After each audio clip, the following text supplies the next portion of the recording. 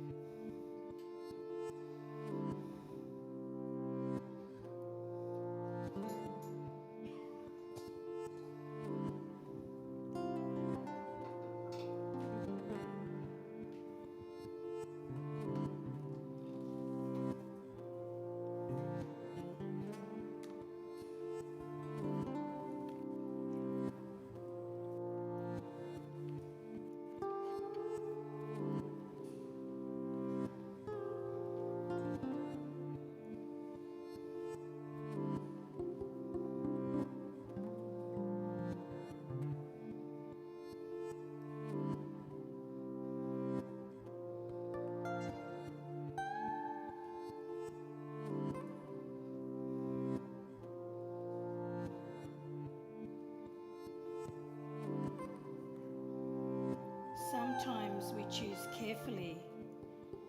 Sometimes we choose without knowing, but every thread carries weight.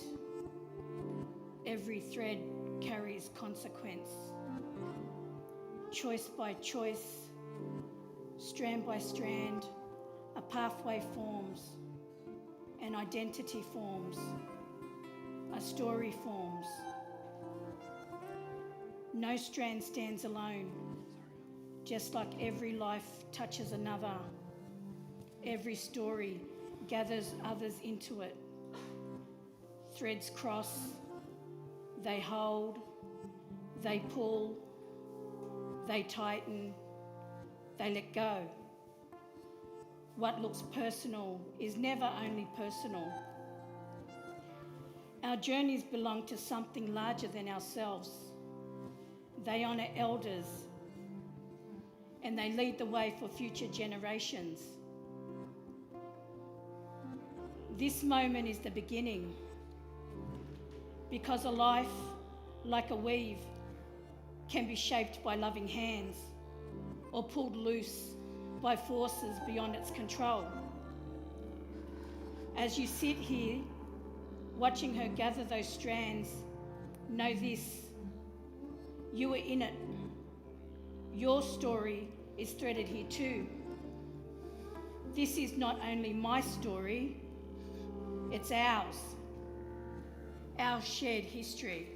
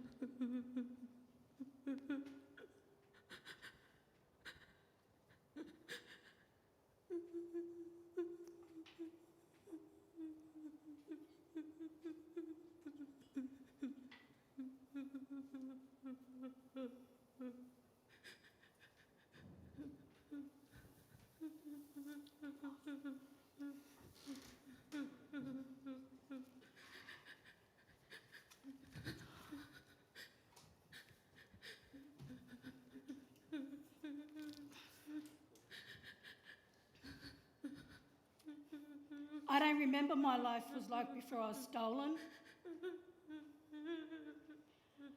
I don't remember anything before the institution. Was I loved? Was I wanted? Was my birth celebrated? What were my first words? Did my first steps bring joy? Was I hoisted on my dad's shoulders, screaming with laughter while he gave me aeroplane spins? Did my mother hoist me on her hip, rock me as I wrapped myself around her body, listening to her heartbeat? But I didn't ask myself these questions till much later in life.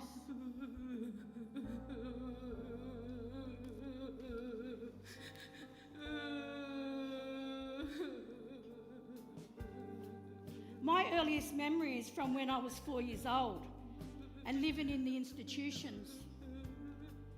It was a children's home for orphans. But I don't remember how I got there or how old I was when I arrived. I have this strong memory, though, of seeing another little girl get thrown through a glass window. I got really frightened and confused. I didn't know if I was in trouble or if I'd be next. So I ran and I hid in this old trailer. It was safe. It was my secret place. And I stayed there for what felt like forever. Didn't make a sound, didn't want them finding me. Even back then I knew silence was safer than being found. I was there for 3 days before they started looking for me. I knew how to survive, and I've been doing that ever since. I could hear him calling my name. I heard this woman shouting angrily at a man. How could you lose a child? I was trying not to giggle too loudly. I didn't want to be found. It seemed like a game to me, a game of hide and seek. But then she said, if you don't find her, I'm going to the police. Now this made me scared. I would be the first time I would feel this in my life. I called out, here I am! And they came out and they rushed over, dragging me out. They cleaned me up, walked me into this room, and they said, this is your new mummy and daddy. And I said, no, you're not my mummy. You don't look like me.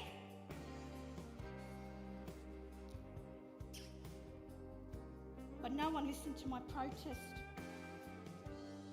Listening wasn't part of the system. It wasn't a good start.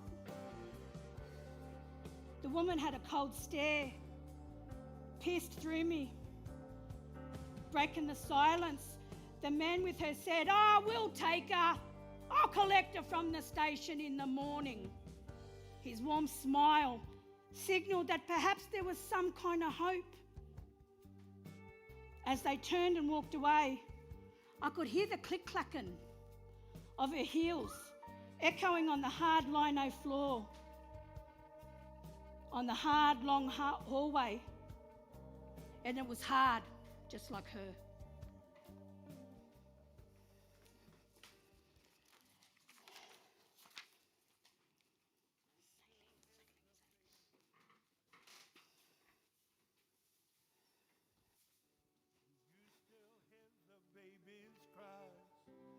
Follow your heart, keep your family near. Turn on the light, we will be all right.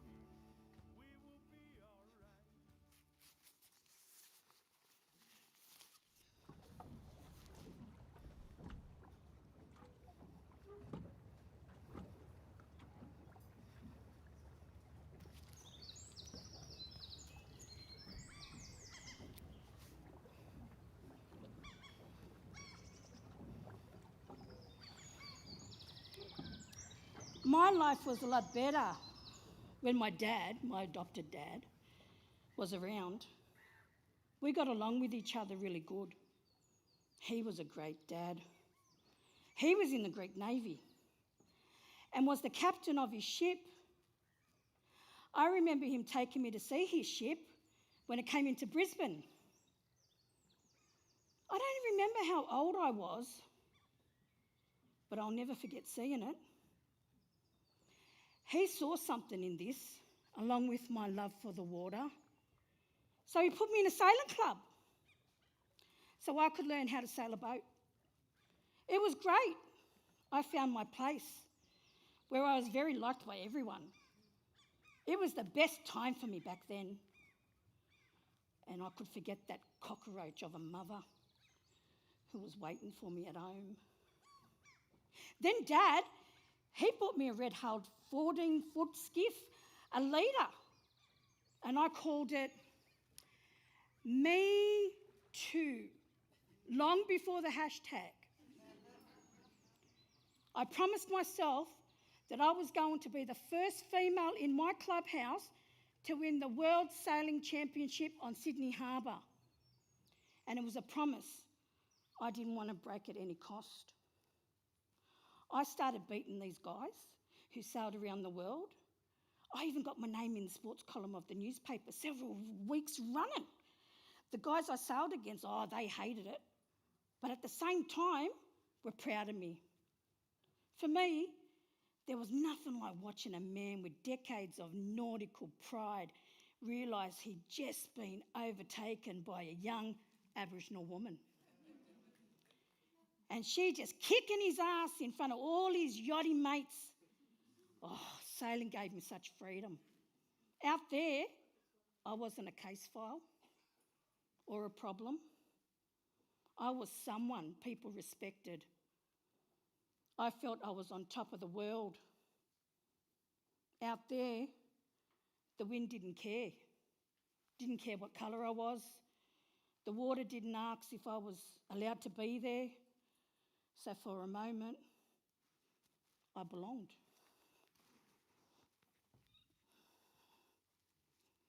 And you still hear the baby's cries. Follow your heart, keep your family near. Turn on the light, we will be alright.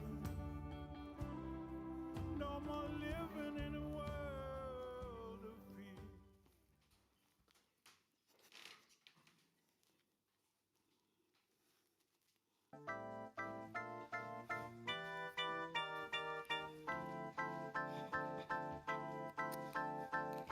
She wakes up early every morning just to do her hair now because she cares, y'all. Her day wouldn't be right without her makeup. She never had a makeup. She's just like you and me, but she's homeless. She's homeless. And she stands there singing for money. La da dee, la da da, la da dee, la da, la da dee, la da. King's Cross in the 80s looked like freedom to me. The neon lights, the music, the shining costumes, the money, and the men. Oh, they liked me. They told me I was beautiful. They wanted me. They asked me to dance in the clubs. She just like you and me, but she's homeless. She's homeless. And she stands there singing for money. La da dee, la da, la da dee, la da. Then they asked if I wanted to earn more money. They gave me practical, personalised training on how to please a man. But I was underage. I was still at school. Private school, mind ya. They hid me when the police come. It felt like a game. And I didn't know it wasn't. The other girls in the club thought I was kingpin. I was tough. I was popular. It was like a drug.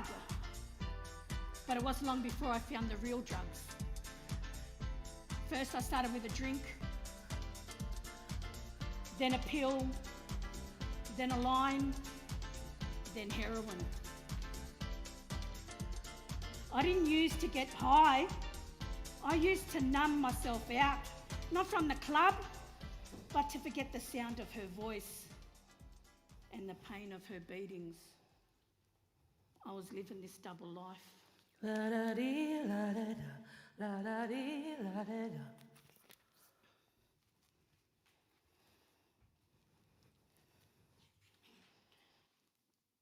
I gave birth to 4 babies. All were taken from me. History repeating itself. Truth is, I didn't know how to care for babies. I didn't know how to care for myself. They don't teach you about love, about caring, about keeping a child safe. Hell, they don't even teach you how to keep yourself safe. Make no mistake though, I loved them kids. Loved them enough to let them go. I didn't want them growing up like me. But that's a whole nother story in the book of Lani. When the other women asked me what my nationality was, I couldn't answer. So they did, telling me, "You're Aboriginal." And I thought, what? What's that? I found 2 clues in a box of papers at home that had a name and the place I was born. Sometimes I wondered what life would have been like if I'd been raised by my mob, if the government hadn't stepped in, if someone had said, let her stay here, let her grow up in her culture, let her be. Would I still have ended up here? Or would I have a garden and a job? Would I have kept my children? So then this guy, I just call him the doorman, he said, hey, let's go find your family. I thought it was a crazy idea. It'd be like an episode of Who Do You Think You Are? But without the budget or the camera crew. But my story didn't fit that script. But you know what? I'm still here.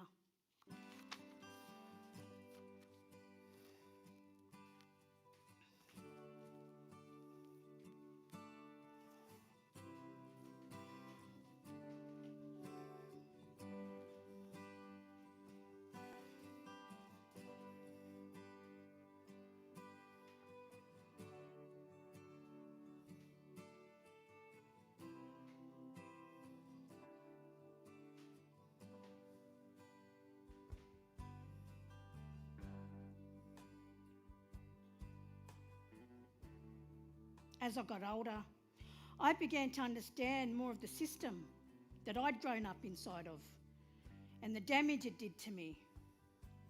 And I know it didn't happen in a vacuum.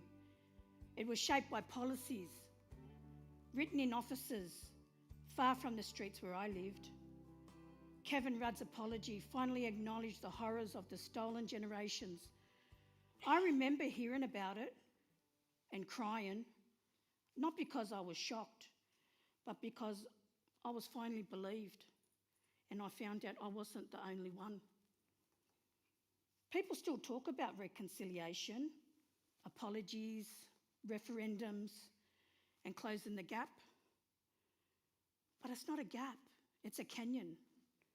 And we're still expected to leap over it with resilience. But I'm more than just a statistic. More than the worst things that happened to me. I am not broken. I am whole.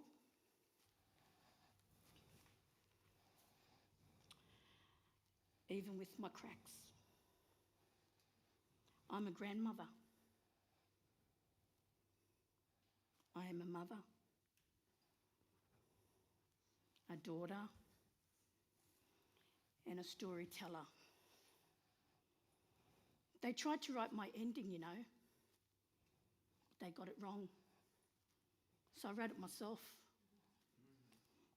I'm Lani, and I'm still here. You still hear the baby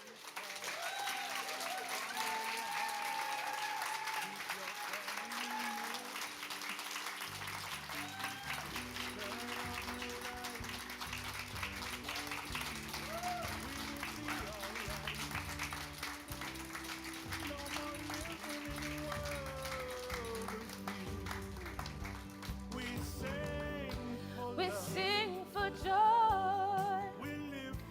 We live for justice.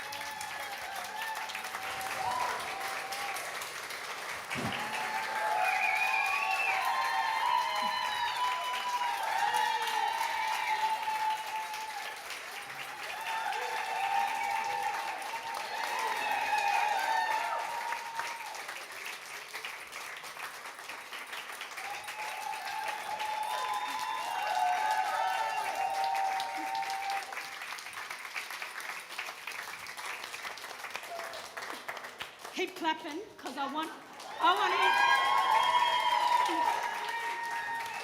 I just want to introduce one of my dearest friends from childhood and to today, the real Lani.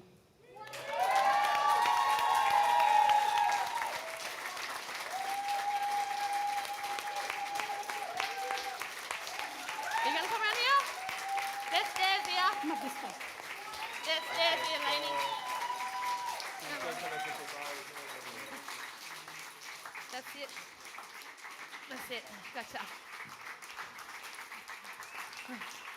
Come on. Come in the middle here. Come on. Yeah.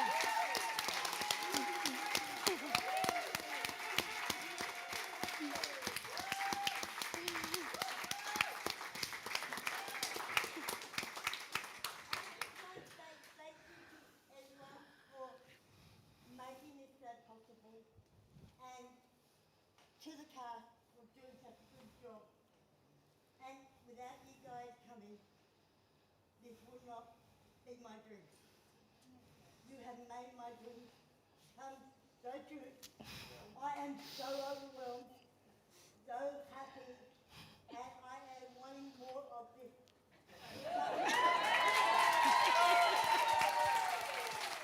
Oh my God.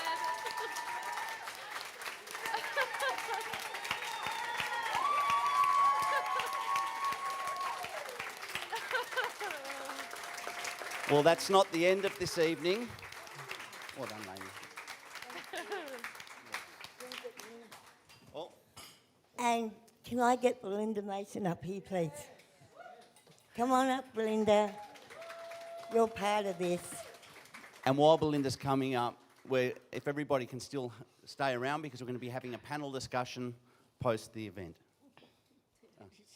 There you go. Yeah.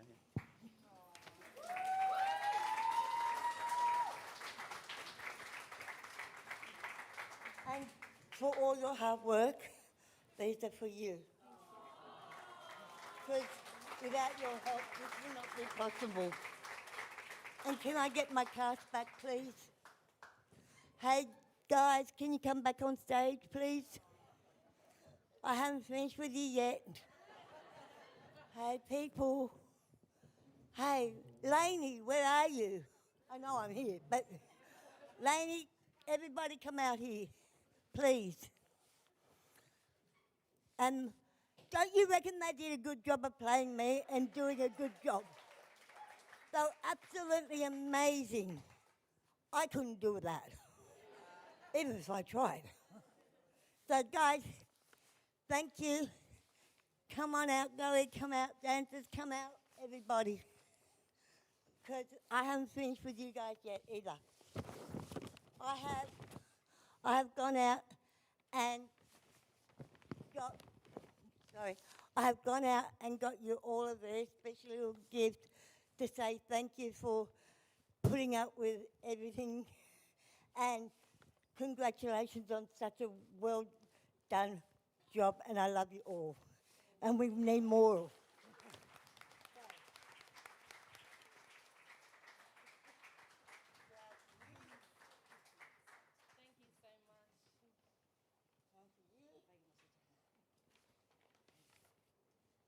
And I got 2 extra ones. I don't know how, but my maths didn't work that well. I'm not good at that. So I must have 2 flowers for somebody else. Jack and Truth. Yeah. So those guys at the back who did, and Truth, thank you for doing this. You are an absolute legend for helping out. And one of these flowers are for you and Jack. Okay, that's enough for me on the mic. I'm going to hand it over to somebody who can actually talk. Thank you. So, Thank you, Claire. Sign language. Sign language. Thank you, Ray. Thank you.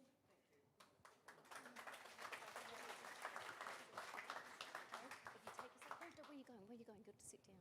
Okay. Petey, come back. Now, Petey.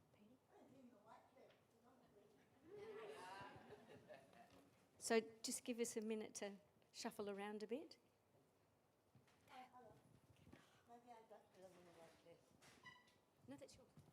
That's your seat. Okay.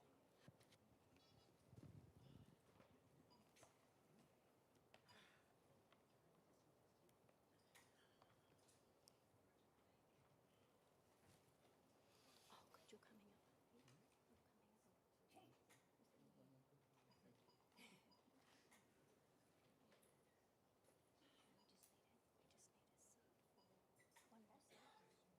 Which is,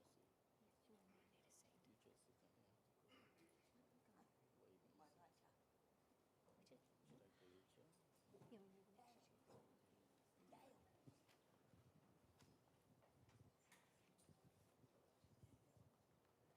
moving next to you. Can't have tell, I don't like the mic, hey? Also, I just want to say the big thank you to Gail for making this story come true as well, because she's the writer that helped me actually put all this whole thing together. And without her help, I'd probably still be at home in bed asleep right now, and with 3 cats annoying me about food. So, yeah, everyone that has come, thank you from the bottom of my heart. You have made me such a happy elderly person, and there is more to come of my life. This is only a preview, and I want to just say, no matter how tough it seems when you're a child, and you get so many young people suiciding, I'm still here. I struggle through mental health. I struggle through everything that's possible. DV, abusive family, as you heard. This story that you just seen is not fake. It is about truth and healing and making memories to be healed, not to dwell on the past. The more I hear this story, the more I tell about my story, my life, it does make me realise how strong I have become. Because back when I was younger, when I was running away from home, having an abusive mum, having a wonderful dad that brought the world of me, but unfortunately, because of the abuse at home of her, I could not live in that family. That's why I ran away from home, to get away from her abuse. And growing up with abuse from the age of when I was brought home from the children's home, and he used to go to work, I was there with her. He never understood what she was doing. And I tried to explain that to him. But it was like, then he just didn't want to believe what I said to him. I'm just a little girl that was probably telling lies. And yeah, I don't know how I got through it mentally. I never asked for help, ever. I survived on my own since I was 5 years old. And, you know, I don't know where that power came from. The understanding that I needed to survive. I had to survive. I had to be on the streets. I didn't want to take the life of drugs and prostitution, and even though they were fun days, they were great days. Only if we can turn back time. Turn back time? No, we won't go there. Yeah, but, you know,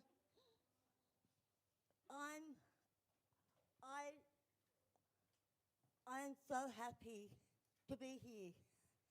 and letting you see how my life has been. Because a lot of people turned around to me and said, that never happened. Like, I've got 4 beautiful kids. One of them is sitting in the audience right now. Her name's Mirinda. Mirinda, stand up, baby girl. Please. Please, princess. Baba. That's her hand. She has been my rock. She's the only child that has stood by me through everything I have been through. Up until I was in my 40s, I was still going through DV. I was still going through abuse. I was still going through, oh, you're nothing but an abo. You're nothing. You can't be trusted because you're black. You're on the street, you're homeless, you got nothing. Why should we trust what you say? But I'm here to say, trust me. I don't lie, and I don't like to lie. My story is true. It's from my heart. It's everything that I've given out. My heart I have shared with you. I've given you everything possible to let you know I am still fucking here. And nothing is going to take me down. I've been on heroin, I've been on drugs, I've been through the alcohol, I've been through the systems, I have had so many abortions, I've been raped, I've been there, I've done everything. No. And I love it, you know, and you know what? People say, I've had a worse life than that. Well, you know what I say? Come and tell your life story and do it on stage and see what people really think. Be game. You reckon you got a hard life? Don't let it beat you. Don't let the system take you. You fight for everything you've got, every willpower you've got in your body, and you get through that tough time. And you ask for help. Never be afraid to ask for help. Because as soon as you back away from asking for help, well, the flowers will fall off the tree. And I asked for help, and it was tough. But guess what? I'm a survivor. And you guys just made it possible for me to keep going. And I love you all for coming. And if you want to see more, help me survive and tell my story and make it possible for me to carry on my strength and share my belief in and power of being a strong Aboriginal person. Okay, I'm Aboriginal. A lot of people don't like Aboriginals. There's still racists out there. But guess what? You know what I say to those people that don't believe in Aboriginal people? Don't jump off the Harbour Bridge. And I hope you've got a parachute while you're on the way down. But yeah, thank you everyone for coming. And, you know, I'm still here. Thank you.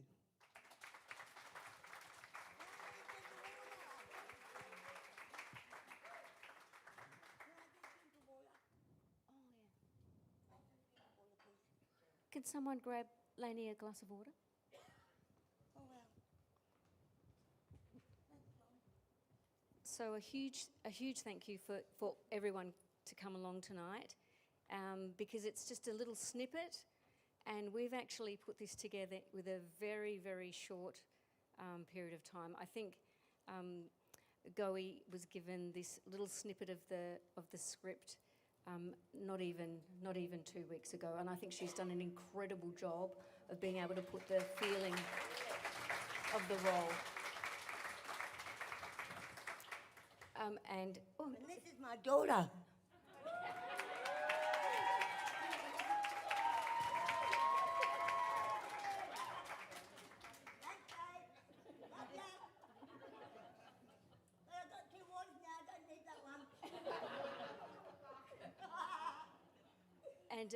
and Petey, who is just next to Goey. We've known each other only about 6 years, but family-wise, more than 10 years. And we met at the Unseen Arts Hub, thank you, Christina, that was in Martin Place. And that's where a whole group of women came along who'd experienced homelessness and domestic violence. And Lani was one of those women, along with Rochelle, who's here as well. And the women were invited to sort of express their experiences how they wanted to. And Lani wanted to actually tell her story. So she stood and told her story. And as she told her story, every time it would be slightly different, and you'd learn a little bit more. And then I started recording it. And then I started asking her questions. And 5 years later, I started taking her to plays and saying, what do you like about the play? Because she said she'd like to turn it into a play. What do you like about this play? What's this part of it do you want or feel? And of course took her to see Kulcha Edwards when he was here, and she got to meet him, and he said that he's going to, if we can get the grant funding, he's going to write 3 songs for the actual play for us, which is just incredible. And he's donated the licence to be able to use it while we're promoting it at the moment, which is great. And so Petey started out coming along doing artwork, and it expanded.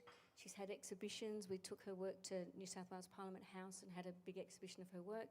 And she's illustrated the Serving Country book that we did on First Nations veterans, which is coming out soon. 312 veterans and their stories from across Australia. And she did the illustrations inside of the book. And then I said, hey, do you want to do the costumes for the play? And of course she said yes. So the artworks that you see behind are part of the very first, actually they're sort of through time of the different exhibitions that we've worked on. And then of course Gail Kennedy. So Gail and I have known so we've known each other for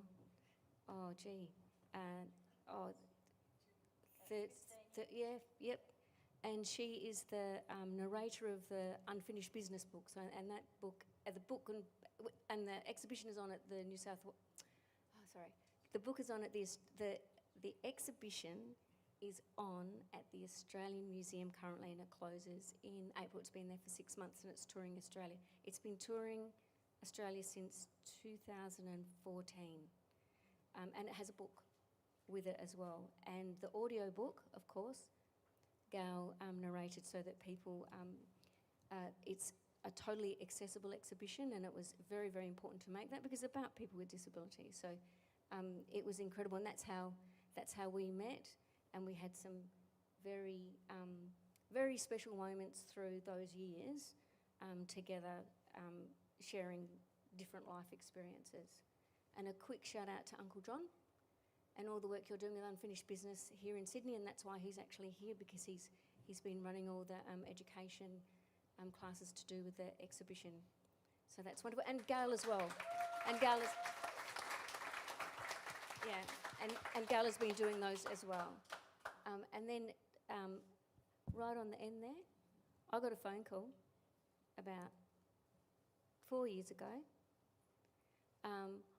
You're doing this project, and it's with women, and it's unseen. I've heard about it, and this arts hub, and I said, look, I'm really busy. We're about to go on tour, and shout out to Jane Bullen there, and Jenny Muir in the audience, and Tracy. Can't let you out of this either, And he said, I'd really like to meet you. I've heard about what you do. And I went, okay, but I'm going away. And he said, well, I'll come with you. And I just went, bloke, you're coming then. And that's how I met Benga. So, and what is so unique and why he is the creative director is he did the most phenomenal play about female genital mutilation in his home country of Nigeria. And it is the most incredible play. It's, and of course, thinking of Lani's play, to put up my dream team of people who would be able to tell Lani's story after everything that, all of the driving somewhere with Lani, and she'd stop and she'd point out the window and she'd say something. She got so used to me saying, hold on, stop, hold that thought. I just have to get my phone out to record it. And then the story that Gail is making into the play for us, my son and I sat there with Lani and then did the long story of it for her to authorise and check, and it's a lot of years to be able to put it together and make sure that it's what she wants. So a shout out to Deet, who's live streaming it for us at the moment. And 59 years it has taken me to get here. and now you, I'm so proud to be.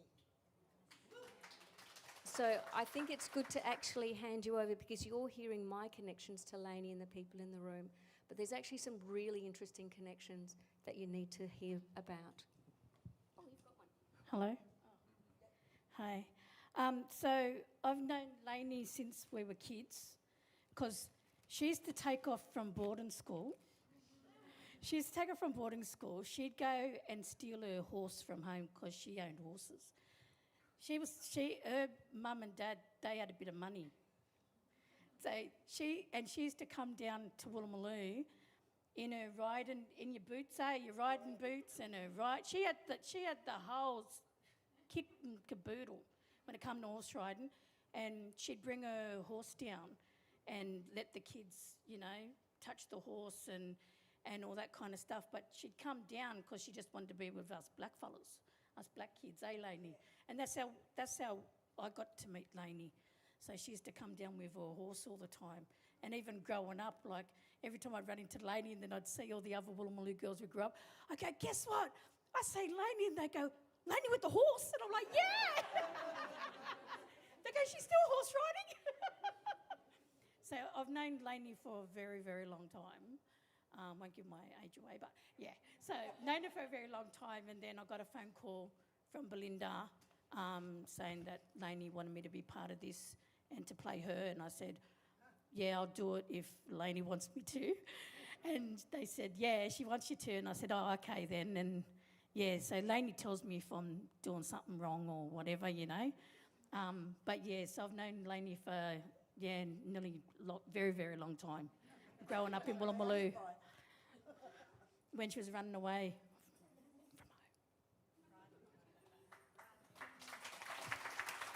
from home. Hello? Yeah, just testing. And so I've known Lani for the past 6 years through the Unseen Arts Hub.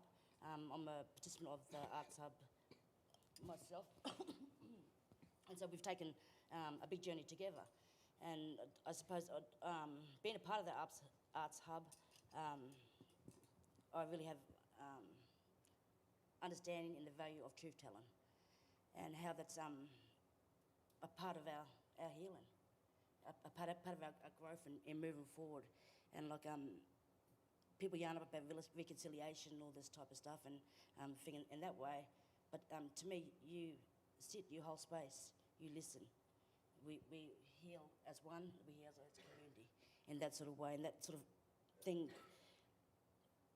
that's what I believe, and that thing that sits in my head of, truth-telling and all that sort of business. And even if, when Belinda made the phone call, Penny, do you want to do this? And I said, yeah, give it a crack, It's just,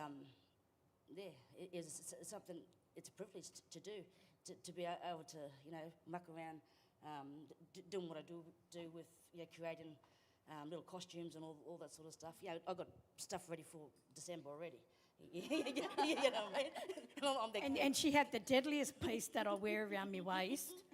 And when this was starting tonight, before I could come to walk on stage, it fell off me. So she was trying to fix it on me backstage to come out here, but we couldn't do it because it was dark backstage. I, never mind, I'm just going to go on stage. So that's a part of me and Ladies Connection, you know, woven through the Arts Hub, basically.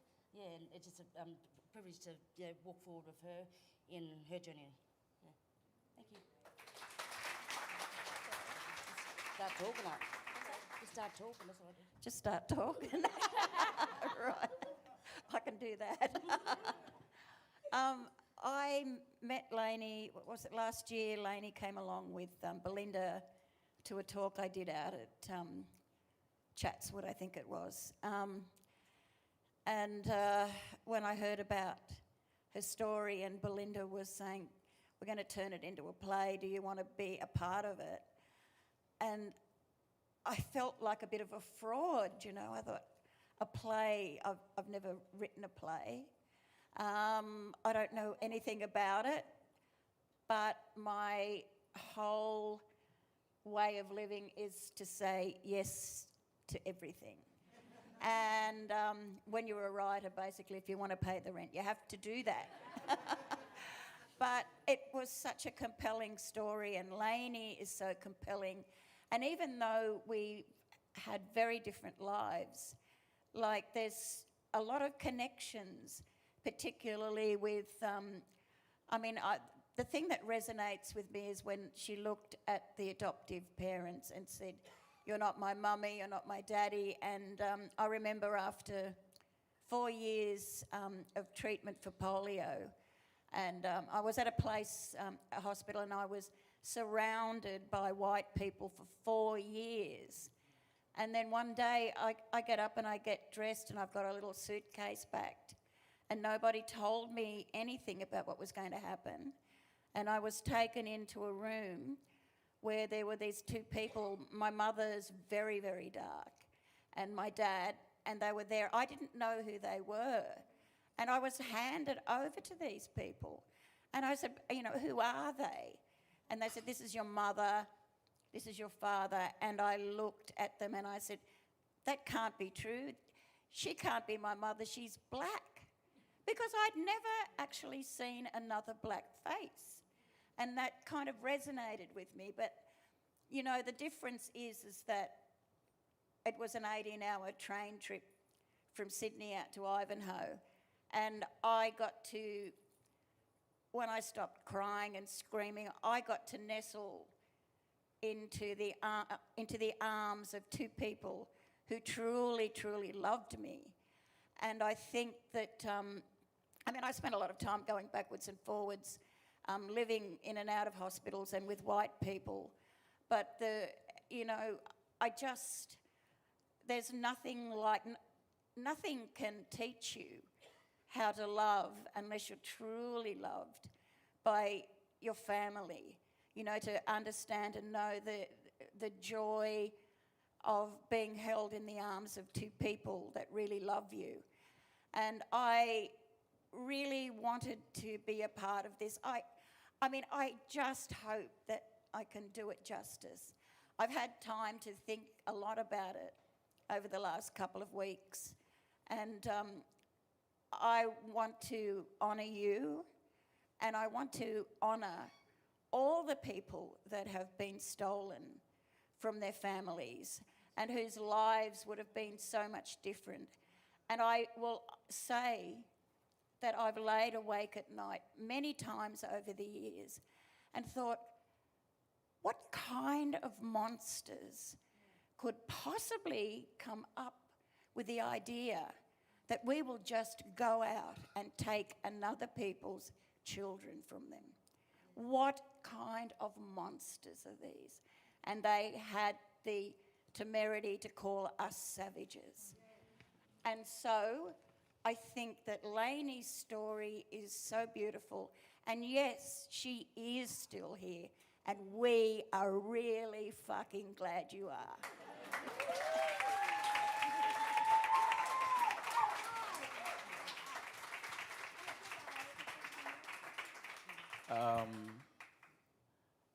When Belinda first asked me, told me about the story, told me about the woman. Oh, there's a woman, Lani. She has this beautiful story. We're gonna write. We're gonna do a play about it.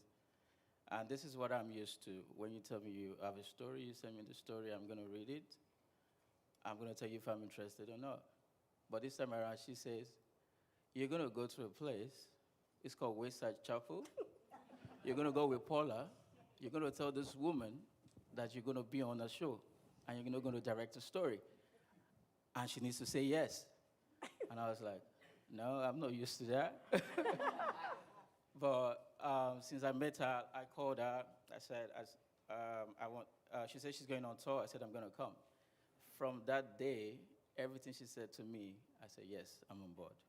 So when she said, "Go meet Lani, introduce yourself, tell her why you would be the one to be to direct the show," I went. We waited for Lani, and I was telling Paula, "Is that Lani?" She said, "No." Paula said, "When she's here, you will know she's here." And then from the streets, we could hear her voice.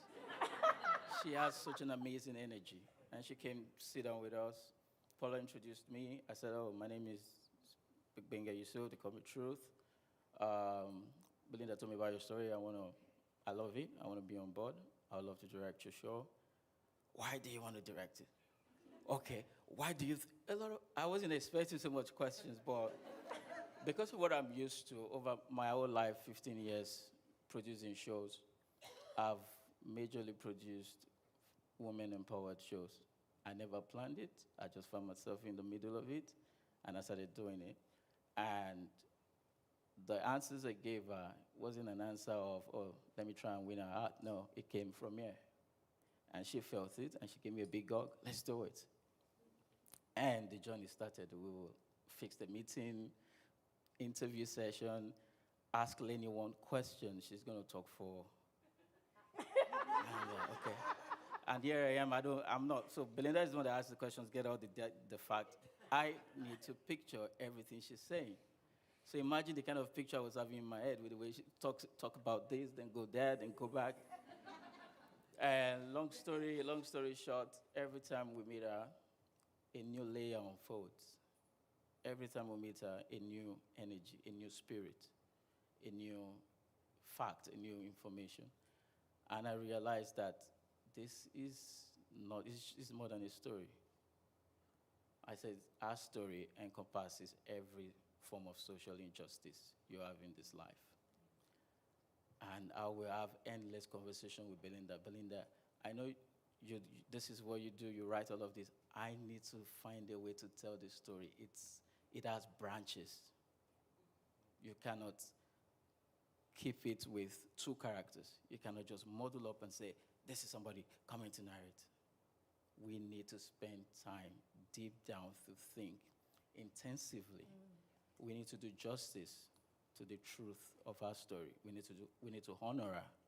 So it's more than just having script and talking script. We need money. And yeah, and this so which is what it boils down to, because for every time we say let's do this to bring out this truth, it all translates into the budget. It all translates into more days of meeting, more days of creative intensive meeting. And then she brings this incredible team of women. Incredible. You meet them from the first day, they start to run. Nobody is there to say, "I am this, I am that." They love the story, they love the vision, they run with it. And I'm grateful and I appreciate you for creating a safe space. 2 days of rehearsal, what you saw today, 2 days. Dagula had 1 day of rehearsal. Gowie had 2 days. The first time I was meeting Gowie was the first day of rehearsal. And she went straight into it. The second day we meet Dagula, and then we are here for a story like this. And thank you for creating that safe space for us to explore while being sensitive to the trauma, the memories of Lani. Lani is still here, we'll stay here, we'll be here forever. And we'll keep telling the story. Thank you.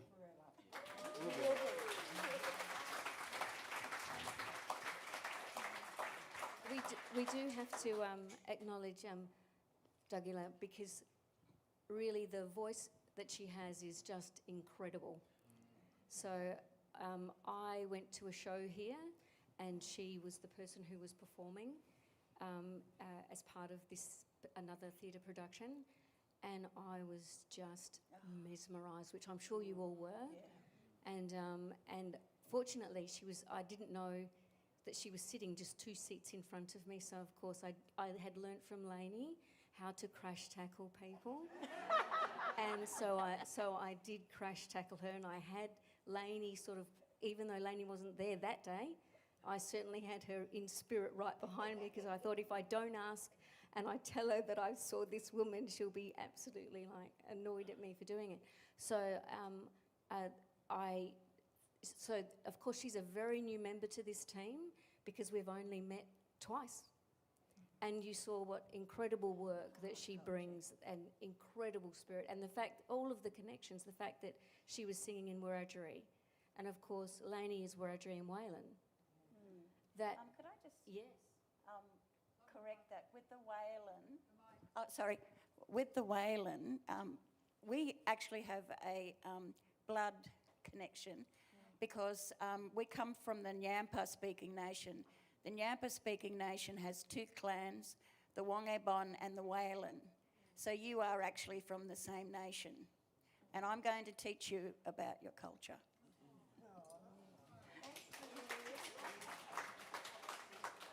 and then one other beautiful connection is our lovely young dancer that you saw. So actually, oh, there she is. I can see her.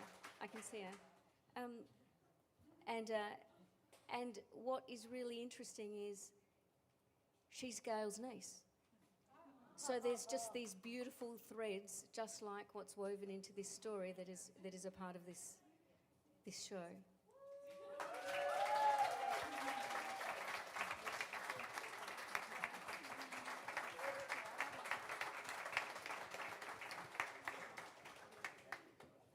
So if anybody has any questions, we'll hand the mic.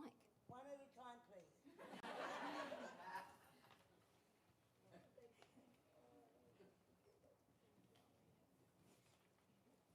I've got to say, when I first got the script that Gail wrote, and I took it home and I had to read it through, and I cried the first time I read it through, and I couldn't read it again until the next day, because all of us are touched by stolen gen. You know, my grandmother was stolen generation, my father-in-law and mother-in-law stolen generation. So like it really touched me. And then also knowing Lani personally, because through her life, she only tells you bits and pieces and you got to put it together kind of thing. You know, and she only tells you what she wants you to know at any given time. That's actually cultural, because that's how we tell stories anyway. But yeah, the script had a really big impact on me that Gail worked on. So yeah, I just wanted to say that. It was actually a real bugger, because my computer decided to crash, and I'd lost all my work, and but one of my great workers over there, Nils, got me all sorted and set up, and I'm still learning how to use it, but yeah, it worked out in the end, and I felt really bad about getting it to you so late, but I think by December, this is going to be something so stunning. It's going to be a world beater, and an award-winning world beater. I mean, just tonight, the feeling in the room was just palpable. The emotion, you know, I could feel it from everybody. And, you know, I'm still stunned. And the people up here and the people behind the scenes. And my beautiful little niece, when they said, we need a dancer, and I went, oh, I got just the person. And she's making her theatrical debut at the Opera House. So proud of her. As Gail said, it's going to be a big boom. So let's join together and help me tell my story, share the emotions, and let's do this together, because without you guys, I feel like that I can reach beyond the sky, beyond the stars. Without your help, I'll still be on this stage waiting to reach those stars. So let's make it happen, guys. Please. I need to reach those stars before I reach 99. So if we have any questions from the audience, just put your hand up and I'll come across. And dig deep, people. I think it's going to be absolutely amazing what you're putting on. But brother, whereabouts are you from, and has it brought back memories of your descendants, or made you think about who your people are and what happened to them? Thank you for asking that question. I was supposed to talk about it, but then I spoke about something else. At first, I was stunned when I got to Australia a few years ago, and I realized that there's a culture in Australia that is similar to mine. I was shocked. And there, I can draw so many similarities. African culture, African tradition is rooted in the four elements: the land, the water, the air, also rooted in it. The stolen we don't call it stolen generations in Africa, but children were taken away, parents were taken away. People spend years to get back to. You could see on social media celebrities saying they're finding their route back home, and they realize, oh, this is from this country, from that country, and you see how many generations of people have lived their life without even knowing where they come from their source. So there's so many similarities with it. From myself, I've invested my time into injustice to women, FGM, early marriages, girl child being trafficked. So they take the girl child, send the girl child to another country for labor, for prostitution, sex slavery. Do you know that my first ever show that I produced in direct ever was about a girl that was taken from her home to another country, was sold into prostitution at 9 years old. She has a quota every day of sleeping with 15 men every night. When she was rescued, they couldn't get her to talk. She was mute for months. I happened to be in that vicinity at that point in time, and I started as a dance instructor. So somebody told me about it and said, can you come, see if you can use music and dance to get her to smile, to talk? I said, I'll try. I know she will, because I was too full of myself then. Yeah. And then I got there. The first day, good music that I think, oh, it will get across to her now. So when you go, you go with soft music because you think that will get across. It didn't. And I was there for a week. On the last day that I was going to leave and go back to my country, I said I want to go again, and I went there. And I played. Then I was doing ballroom dancing and Latin. And I played Paso Doble. Paso Doble is like war. Dum, ba, dum, dum, da. And I played Paso Doble. And she looked. So normally she would just be mute like this. Like, finish, let me go back to my room. And then we played the Paso, and she looked. Okay, good. And I got up. And I started doing the Paso Doble cape. And I was doing it around her, more like a ritual. And I was doing it. She was looking at me, amazed.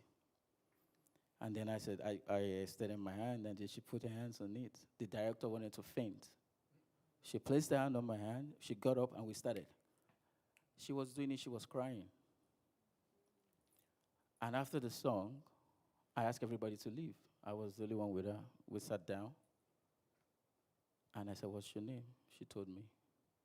And she shouted, Batonga. I said, Batonga, what does that mean? He says, that is what she says when she wants to scare the predators away. That it doesn't mean anything. She coined it. So that word has stayed in her mouth. And I said, you know what? I'm going to tell you a story, and I'm going to title it Batonga. And I just need you to say nod or like this. And then she said, and that was my first ever show ever.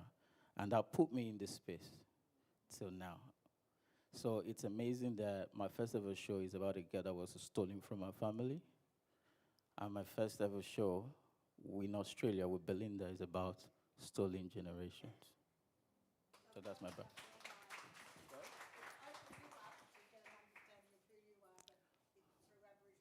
Yeah, of course it does. And I learn every new thing every day with her. I learn her story. Like I said, I'm very sensitive with the way this story is being interacted with, because there's a whole lot of deep, deep trauma in this. There's a lot of deep, deep truth in this, and it needs to be told. Some more questions. Hi everyone. I'm Rochelle, so I'd just like to take this opportunity. Lani, how wonderful to see you. I haven't seen you for a little while, and I've known Lani probably 7 years, something like that. The changes in this woman, except for the amount of time she talks, has been outstanding, and you're absolutely thriving and beautiful. And everyone on stage there, thank you so much for this wonderful preview. And I love it. We all love it. And we love you, Lani.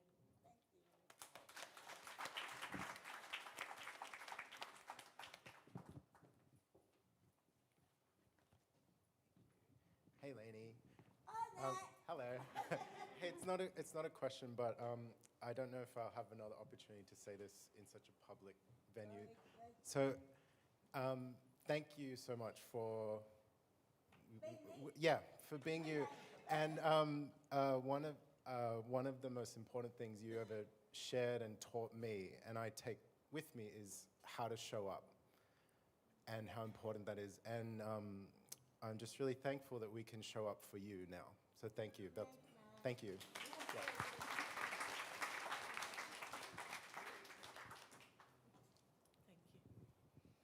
Hello, Lani. So I'm Diana, and I've known Lani for many years. I worked at the Wayside Chapel. What I'm interested in, and I mean, this is the whole thing, you can work with somebody for years and years and years, but just coming to a place like this, you learn a little bit more about people.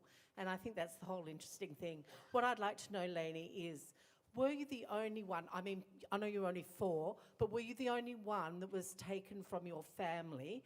And secondly, I think I've met a brother at Wayside Chapel, your brother. Yeah. Have you delved back and gone into your past history and found any other relatives that you know of or connected to now? Is that too complicated? Or? Well,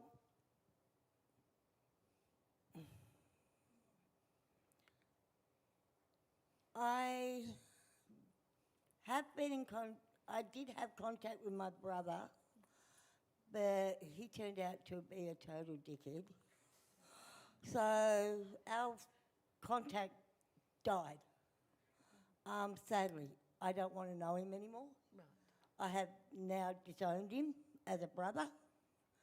So and the only one, like, I know that sounds cold, but there are reasons why I have to disown my brother, for my own mental health, for one, my own sanity and my own safety, because at the moment my brother's in jail.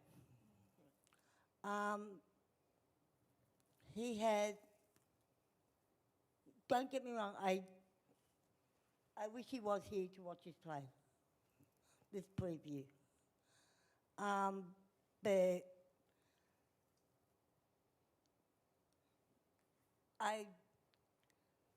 my only family is the Wayside Chapel, and having Belinda behind me, John behind me, M6 behind me, everyone that I'm in contact with,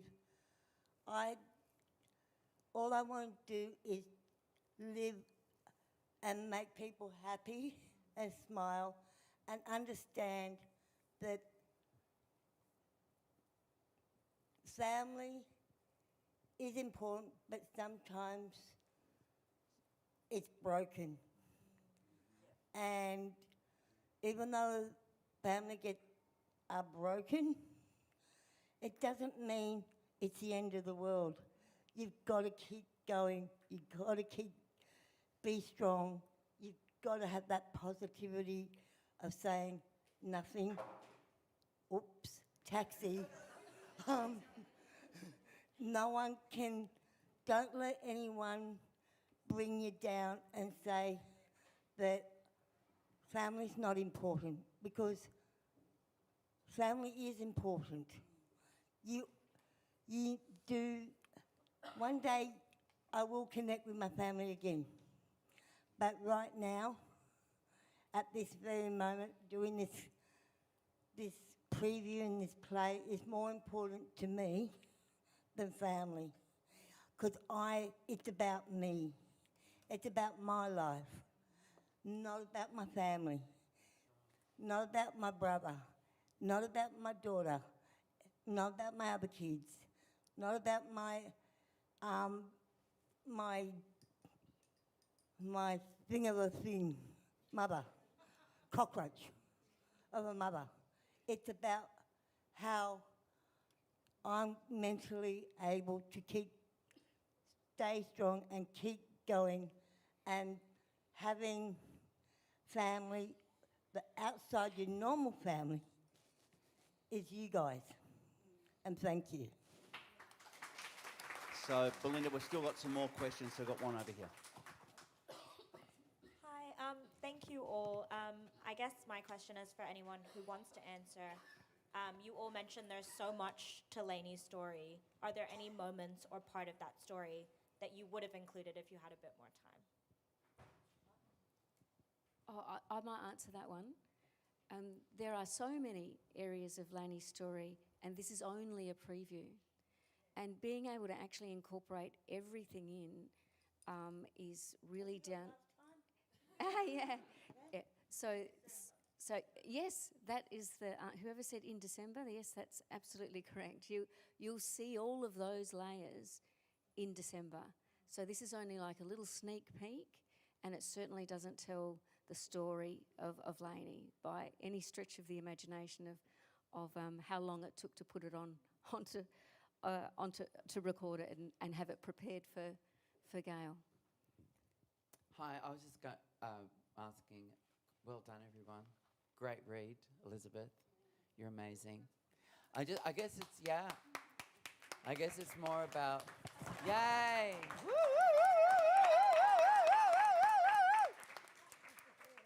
I guess it's a question for Gail in terms of, the play idea of length, how many characters portraying Lani's life, and the overall vision, I guess, for the play itself. And will it incorporate music? That kind of thing. More technical stuff about the play, I suppose. Yeah, music I think is going to be absolutely imperative. I mean, you heard it tonight. How Amazing. Music, of course, is the universal language. It touches all our souls across every culture, every people. And I just, that will be absolutely imperative. And now that I've seen how this part has come together, it's given me more of an idea of how it's going to play out, and adding maybe one other or two other characters. But I don't think we need to have a cast of thousands, because Lani's story stands alone, and Goey's interpretation is so incredible. I mean, she just inhabits Goey's character. So now I will go away and really start to work on it and put it together, and we'll all work together as a team. And I'm hoping very much to at least incorporate your dad, because he seems to be a very important person in your life.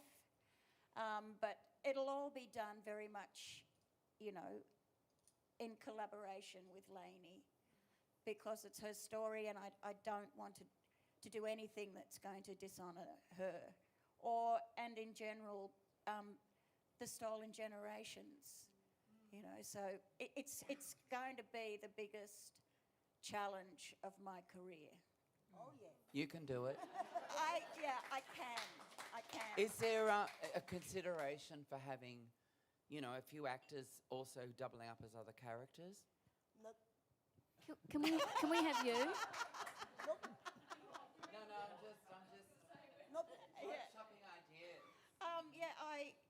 You know, like, I think we've got a bit of time, so, you know, let's explore things. You know, like as I said, my whole life is I don't say no to anything.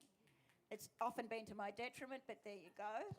But, you know, we'll see. You know, right now. We've got a Greek father over here. Yeah. Father, my God.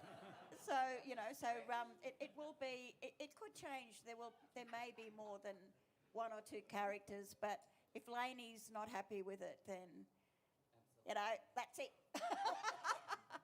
But yeah, I'm looking forward to it now. As I said, I felt very much like a fraud, and I didn't know if I could do it justice, but I think it's going to be amazing.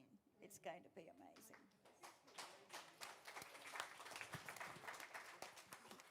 I just wanted to say, and I've known Belinda for quite a while now. We've worked on a number of her projects together, and I wouldn't want to put the cart in front of the horse, but when you were telling that yarn about that little black girl rolling up at Woolloomooloo with a horse decked out in the equestrian gear, I mean, I'm thinking feature film, I'm thinking premium limited series. You know, but I mean, that's how you can Let's open. do it. That's when you were telling that, and I know you've only just the tip of the iceberg. I'm thinking of the Cross in the 80s. I'm thinking of the soundtrack. I'm thinking, you know, the 90s, which is the music that was played today, and all of that sort of thing. You know, all of that, and all of that backstory associated with that. You know, coming from a little black girl living with, you know, parents that have got a quid, all the rest of it, and that whole Woolloomooloo setup. Don't forget championship sailor as well. Well, sorry, and that when you said you were She beat all the yachty lapping boys, all eh? these, probably Olympic yachtsmen on Sydney Harbour, I just went, you know. Yeah. Anyway. Well, when I was on the harbours back then, that was the happiest time of my life. And beating a world champion sailor from overseas that did not like being beaten by a little chick on a little 16-foot boat that couldn't even, didn't even know where she was at the time. She was trying to, every time she was back on land, she was running away. And then thinking, I was laughing every time I got back to land. And then he'd turn around and go, is that possible that she's a female? And I'm a world sailor, champion sailor. How did she beat me? I mean, she's a female. She had only just begun sailing. What the hell did I do wrong? I'm like, well, maybe you should learn how to sail more. And he did not like that attitude. So I'm just like, well, I might be female, but females are better than... We got girl power. So, yeah, I showed him off, and, he didn't like that. I've just got to let everybody know that we've been given the alert that we have to start to vacate. But just one final thing I'd like to say, Lani, is the funny thing was Lani was telling... Belinda and I were taking Lani out to dinner, and Lani was telling us about the horse, and then all of a sudden she goes, oh, that's not it. I haven't told you about the boat, the sailing. And we're going, what do you mean sailing? And she's going, you know, the 16-foot, what is it? The 16-footers. And we're like, what? And she's going, yeah, 16 foot. And Belinda's hit the brakes going, I've got to record it. Stop talking. You've got to tell me the story. And it was amazing when she told us about it. And I beat all these guys, and then you got hit in the teeth with the. Sorry, I can't. Don't give it away. Sorry. Don't give it away. Don't give it away. Take that out. Oh, damn it. Sorry, but look, we've got to wrap it up. So look, thank you to everybody for coming. Please give everybody another round of applause.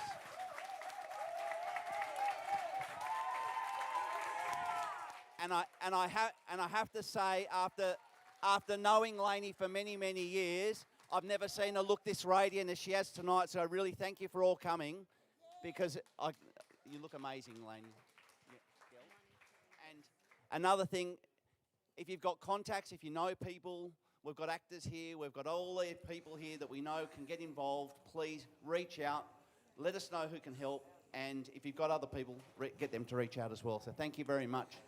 And I'm still here, and we've got food at the back if you're hungry. We've got a QR code so you can do a survey. Can we get some feedback from you as well, please? Thank you very much, and we look forward to seeing you again in December, and have a lovely weekend. Bye.